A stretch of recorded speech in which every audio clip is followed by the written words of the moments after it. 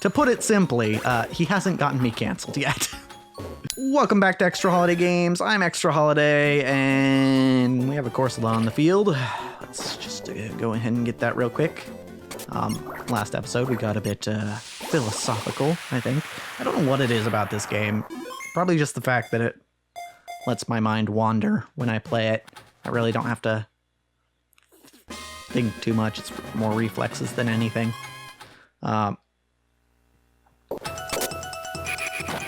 That makes me just kind of get into deeper subjects. But, you know, I don't mind talking about that sort of thing every once in a while. You know? Okie doke. Yep. I did see... Who was it? Who was I watching a video on? They took an alignment test. You know, like D&D alignments. Wasn't even anyone that was particularly familiar with D&D.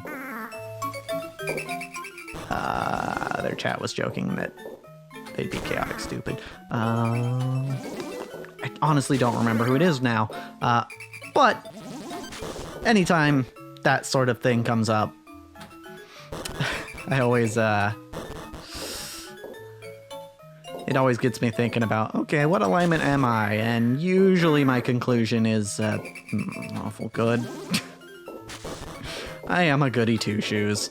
Ultimately, like I know last episode I talked about saying naughty things every once in a while, but again, I do that in private where it's not going to hurt anyone, as far as I can tell.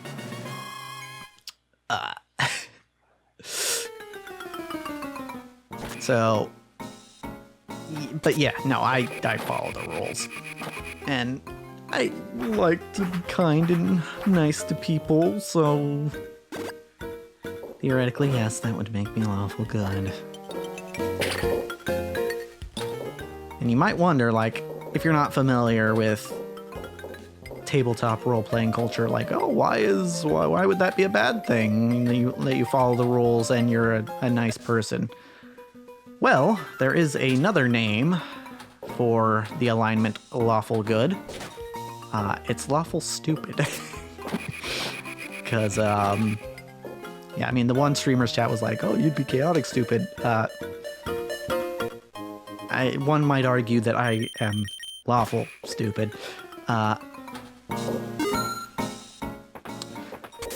So to illustrate the idea, let's take it to the tabletop. And let's say you're playing a game of D&D with your friends, and you've just defeated this super evil, like, serial killer type guy. You've got him beat up, he's basically, you know, under control. And he's like, oh, you bastards, if you don't, I'm gonna get away and I'm gonna just kill more people. I'm just gonna never stop killing people. Right? So then what do you do? What do you do? This is your question of the day. What do you do in that scenario? Do you, A, kill the serial killer so that he can't kill anyone else ever again? Do you, B, leave the serial killer to his own devices, hoping that he's learned his lesson? Or do you, C, turn him into the authorities who you know are not going to be able to keep him contained, and hope for the best? If you answered C, that's the lawful stupid option. And those sorts of scenarios are why lawful good got the nickname lawful stupid. Because you would get these paladins who most of the time are, at least, and definitely more so in older editions of D&D, but most of the time they're bound to be a lawful good alignment.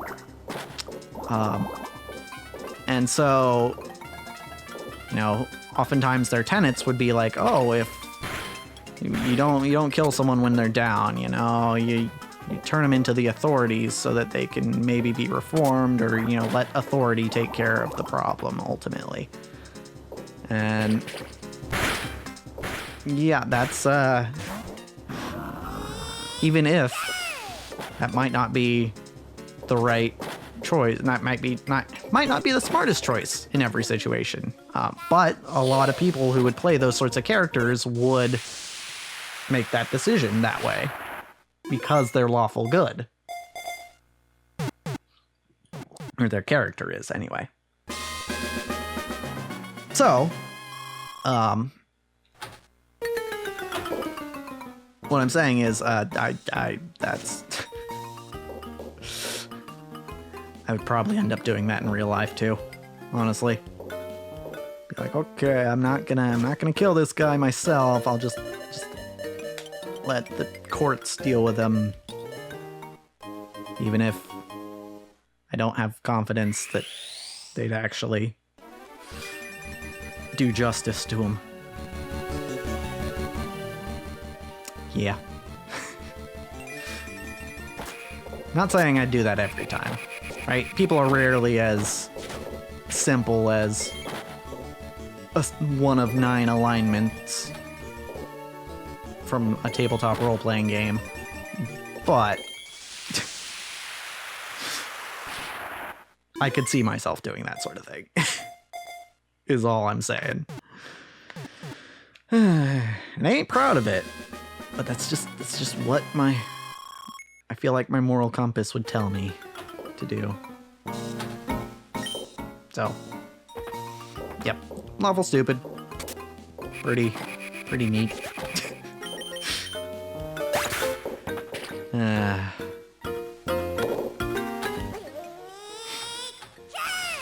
That's so that issue of, you know, paladins choosing to spare the villain, I think is kind of a big reason why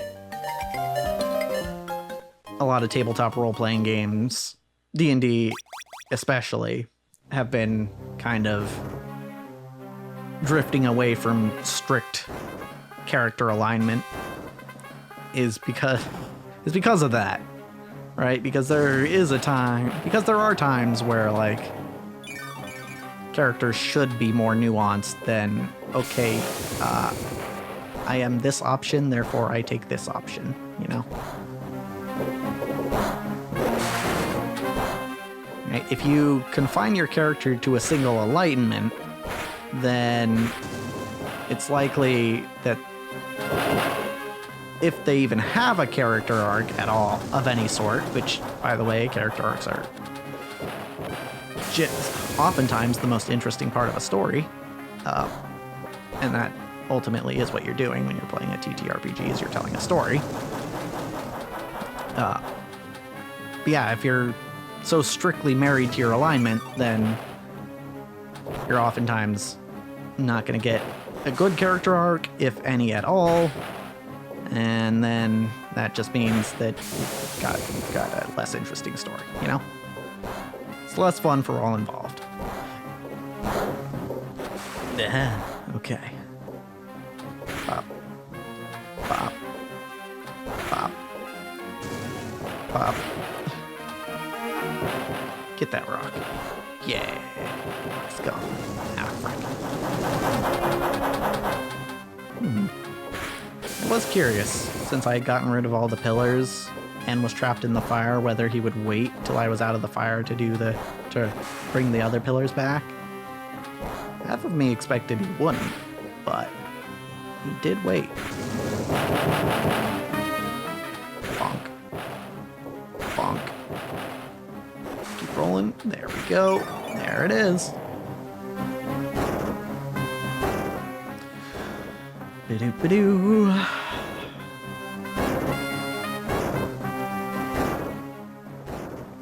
So yeah, nowadays I think of alignment as just kind of a rough estimation on how a character is going to act. And I think that's probably how it should be. Right? Just kind of something something, kind of a starting point for a character's personality. In addition to, you know, their backstory and their class and all that stuff, because all that can factor in there too. Talking specifically about TTRPGs. Man, I want to play some D&D. I guess I don't have to wait too long. The next session with the new group is tentatively in like a week and a half. So it's not a terribly long wait.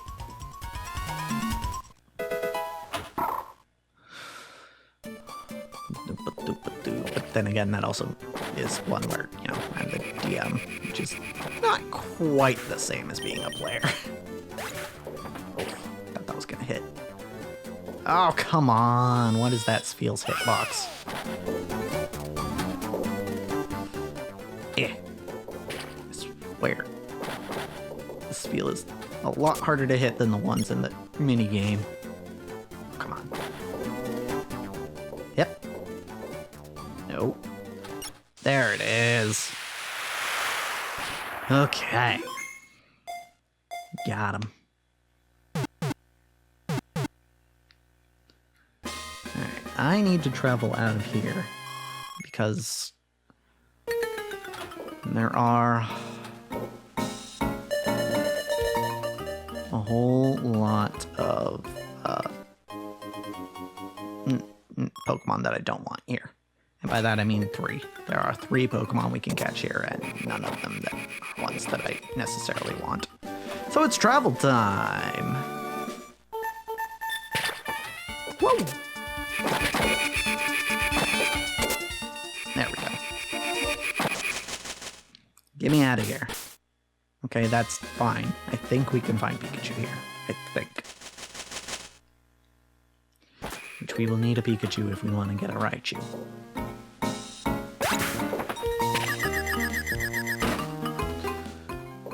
Okay. Let's get that there ball upgrade, shall we?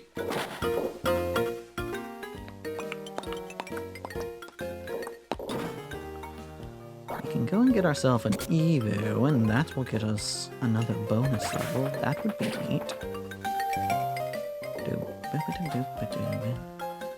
Still trying to remember who it was. Oh well.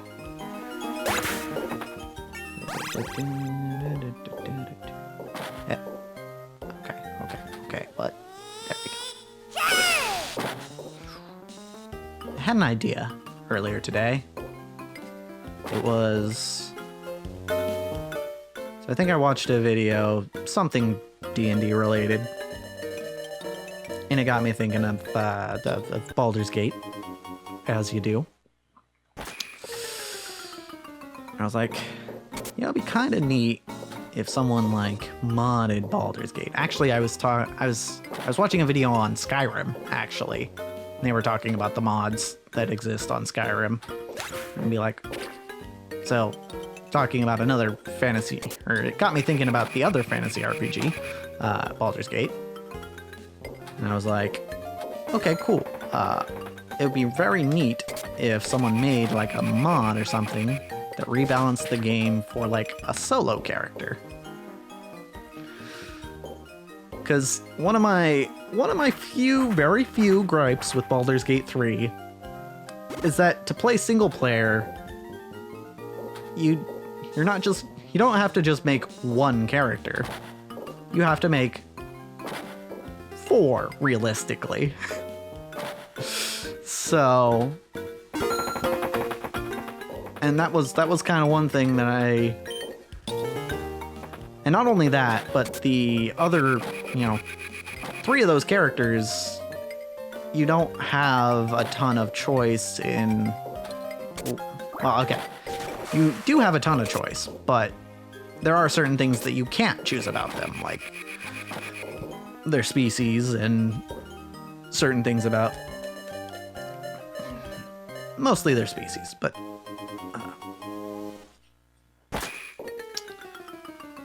say for like Shadowheart, for example, like she always has Firebolt as her cantrip from her High Elf heritage. Oh, and guess what? Asterion also has Firebolt. I mean, it makes sense. It's a good enough spell. But like, did they both have to have Firebolt? And did they both have to be High Elves? It's like, would have been nice to have a little more variety, I think. But it's fine. Yeah, I say that, and I never want to use Lysel. But that's mostly because of her personality. Anyway, point is, I was like, hey, you know, I wish there was like a mod or something that made it feasible to play Baldur's Gate with just one character. And then I realized, isn't that just a lower difficulty? Because by the way, anytime I've played Baldur's Gate, at this point, I've played on Tactician difficulty, which, when the game originally released, was the highest difficulty. Now it's not.